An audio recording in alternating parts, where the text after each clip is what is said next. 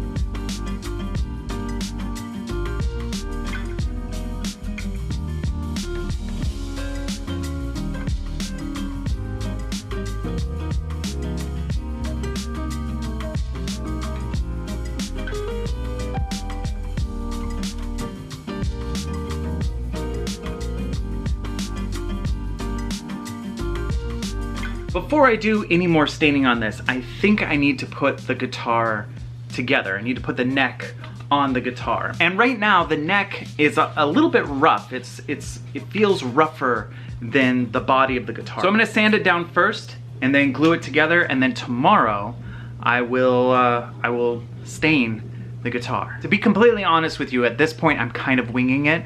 I had the plan for the design, but now I've got to do the rest of the guitar, and I'm not totally sure what this guitar is gonna look like yet, which is a scary thing for me. I like knowing exactly what I'm doing, and right now I have no clue.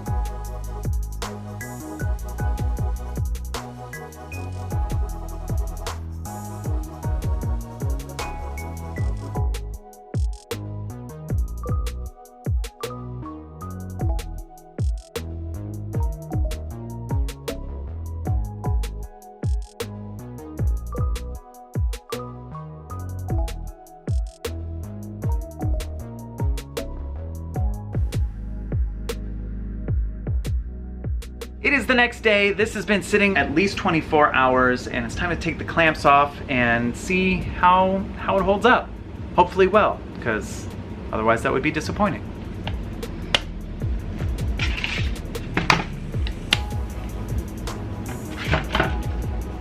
It's always so much fun to hold the guitar once the neck is on. It's just, I don't know. Now it feels like a guitar.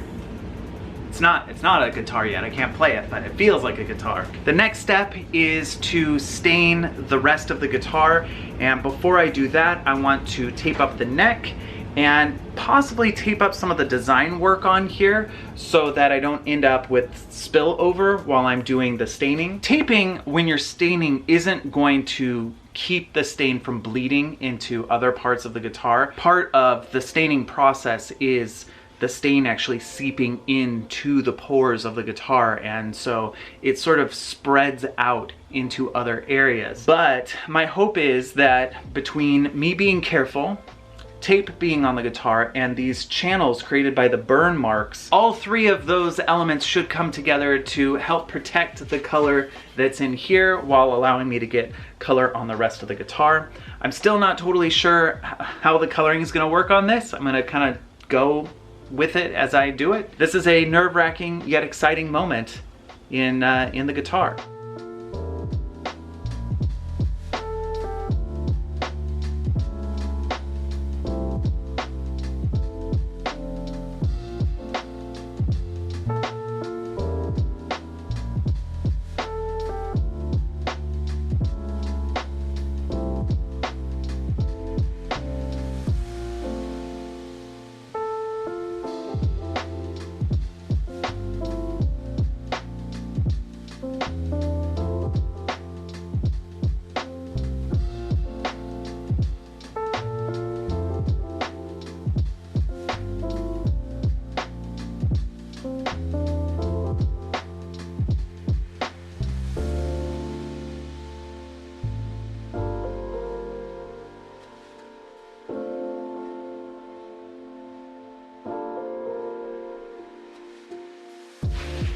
All right, it's time to start the staining process, which I haven't done a whole lot of, but the idea behind it is that I have several different colors of stain that I'll be working into each other to sort of create this gradual burst in the guitar.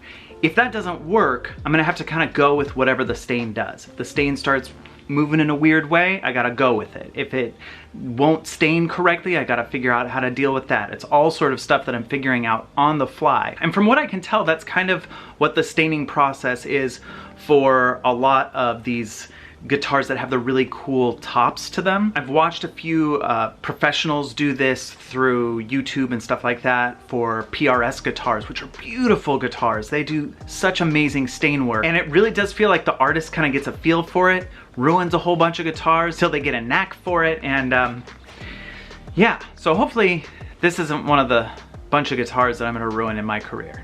Hopefully this one is a keeper. But what I'm gonna do is really carefully stain the top of the guitar, get that to where I want it, then hang the guitar and stain the rest of it, stain the back and the headstock and all of that stuff. So it's gonna happen in pieces. The first piece is the one that I'm the most scared of. It is the front of the guitar.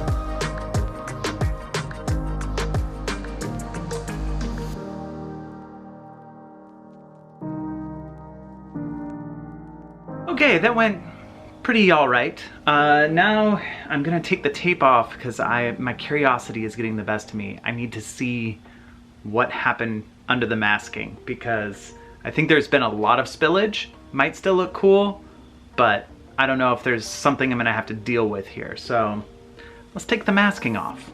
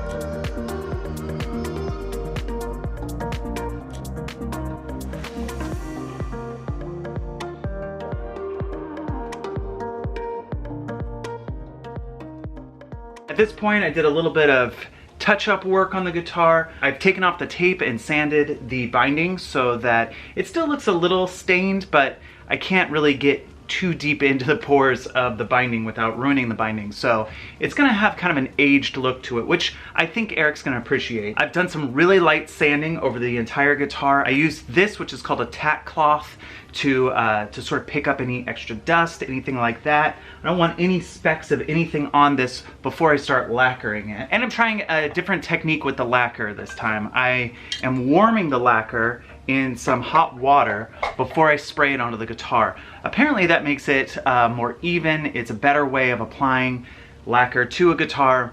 I've not tried it before. I've always wanted to, and with this guitar, I'm really trying to make it a high quality instrument. Not just a cool looking guitar, but like an actual, something to be proud of sort of instrument. Mainly because Erik plays guitar and I want him to have a guitar that when he picks it up, it feels right, it feels good, it inspires him. That's the whole point of this thing. So I'm gonna be spraying it with a clear gloss nitrocellulose. Yeah, let's put on a breathing mask and spray this thing.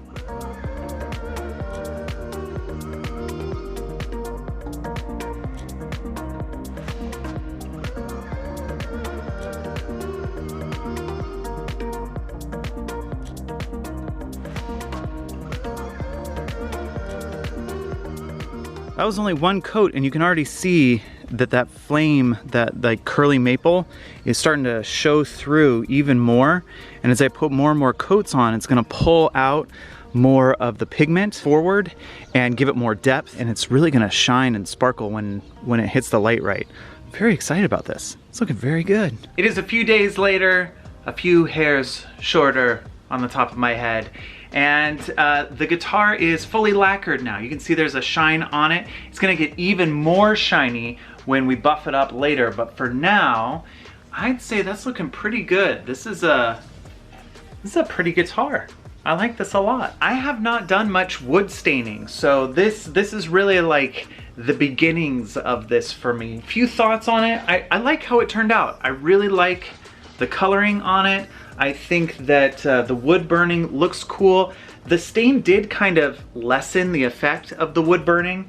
I think Erik will still appreciate that it is burnt into the guitar, but it's hard to tell unless you're up really close that these designs were actually burnt into the face of the guitar. The next step for this is for it to cure for about 2 weeks. So I'm gonna leave it hanging up and not mess with it too much for the next couple of weeks here. And that's my 2 weeks, not your 2 weeks. I've shot these in advance, so that time's gonna go very quickly for you. But next week we are shifting gears and I'm gonna try something completely different with this guitar. Something that I have never done before, something I'm extremely nervous about. I'm also excited about it. I like trying new things with this and getting into trouble with these guitars. So I hope that you join me next week. If you liked today's video, please give it a thumbs up. It lets me know that you're enjoying the stuff that I'm putting up here. And I'm curious, in the comment section, please tell me somebody that you would like me to make a guitar for and what kind of guitar you think they would like. Just let me know in the comment section. A lot of the guitars that I have built have been inspired by your comments, so I do read them and I do enjoy them, so please leave those comments down below. And also, if you're watching this and you haven't already subscribed, please subscribe. It will let you know when I post a new video. You won't miss any of the videos in the sequence, in the series of a guitar build. I'm really enjoying this project. I think that it's shaping up nicely. I really think Erik's gonna enjoy it. So thank you again for watching, and I will see you next week.